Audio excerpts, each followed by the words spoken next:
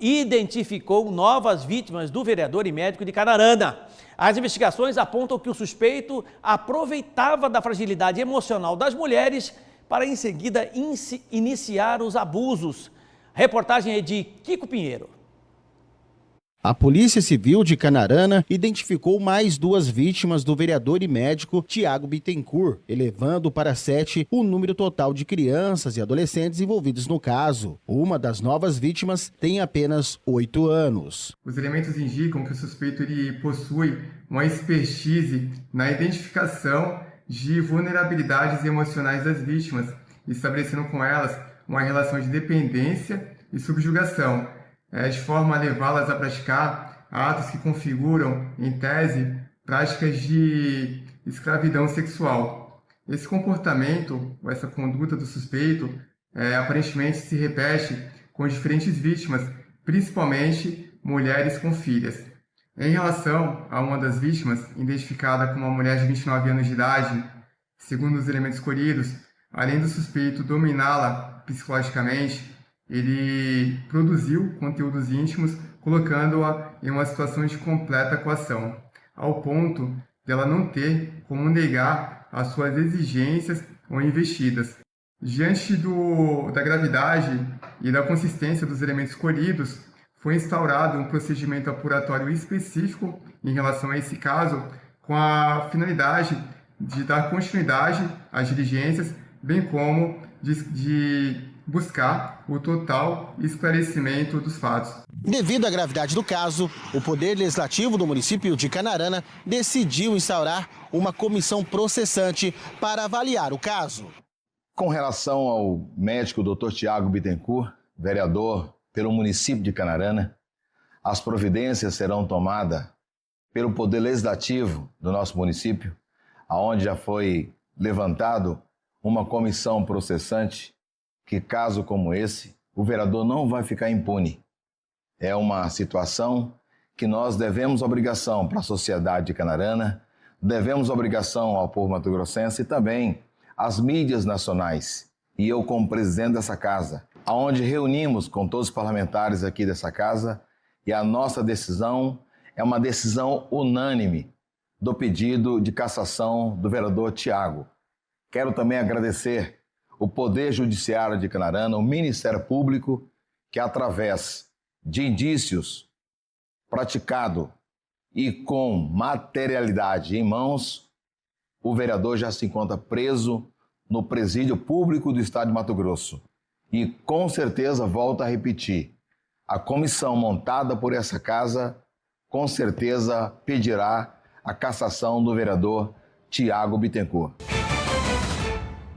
É o mínimo que se espera, né, diante de uma situação como essa aí, a cassação do vereador. Basta, professor? Não é o suficiente, porque ele é uma pessoa de má índole, né? Uma pessoa de um caráter ruim, uma pessoa com maldade, uma pessoa que tem empatia zero.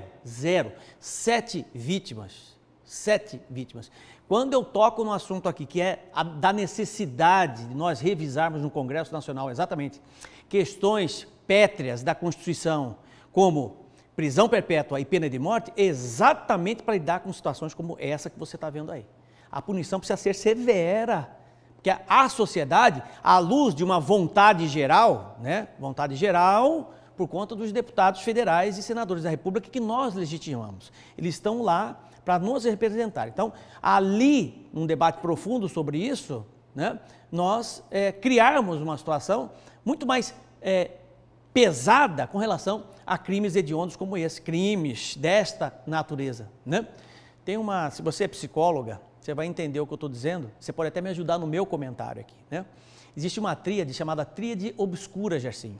Na psicologia, o nome é tríade obscura, né? São características da pessoa má, da pessoa ruim. Ela reúne 3 coisas importantes: a psicopatia, né, o narcisismo e o maquiavelismo. São 3 características pesadíssimas que ela reúne dentro dela. Ela é de má índole, é de má por natureza, a natureza dela é assim. E ela acaba se comportando desta forma. Então, diante da sociedade, não tem a mínima condição de conviver. de estar na sociedade. Não há condição de recuperação para situações como essa. Porque a doença dele não é uma doença física, é uma doença de alma, né? E, infelizmente, o máximo que pode acontecer numa situação como essa, você viu de um lado a cassação, do outro, ele, por ser réu primário, vai pegar que pegue 30, 40, 50, 100 anos de cadeia, né? Mas a gente nunca sabe, diante de uma legislação falha, de uma legislação, de certa forma, dá inúmeras condições de recursos, né, para este réu, muitas vezes, para essas pessoas que cometem esse tipo de atrocidade, muitas vezes criar brechas na lei e ficar lutando, né, confrontando a lei, criando situações para poder se livrar da cadeia. Isso é fato.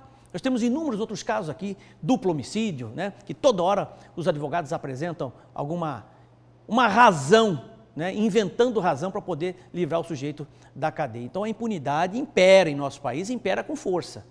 E a sociedade sabe disso, sabe exatamente o que eu estou dizendo. Ou a gente enfrenta isso com um compromisso sério, e é preciso que tenha Congresso forte, legislativo forte, o poder legislativo forte para poder guiar o judiciário e o judiciário agir, ou definitivamente, né? Porque se nós tivermos cada vez mais um legislativo, um poder legislativo omisso aos interesses, inclusive de outro poder, seja o judiciário ou do executivo, já era, entendeu?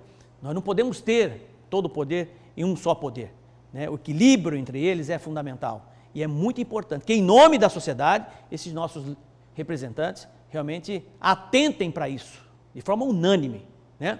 Fazendo política de verdade, pensando no bem comum, no interesse da coletividade, e não no seu próprio interesse, fazendo politicagem, né? Pensando só no seu grupo político, no seu interesse e por aí vai. Fica aí a dica.